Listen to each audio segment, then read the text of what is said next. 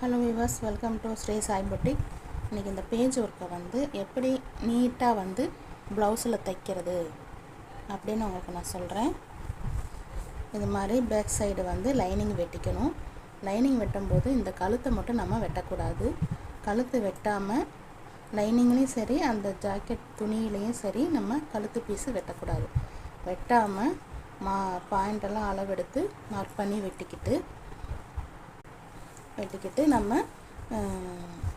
இந்த back side விரித்து வச்சுக்கணும். விரித்து வச்சுக்கிட்டு அதுக்கப்புறம் இந்த பேஜ் ஒர்க்கு அழகாக இப்படி வச்சு கரெக்டாக இந்த இடத்துல வந்து நழுவாமல் இருக்கிறதுக்கு குண்டூசி குத்திக்கணும். குத்திக்கிட்டு அதுக்கப்புறம் இது மேலேயே நம்ம தையல் அடித்து திருப்பணும்.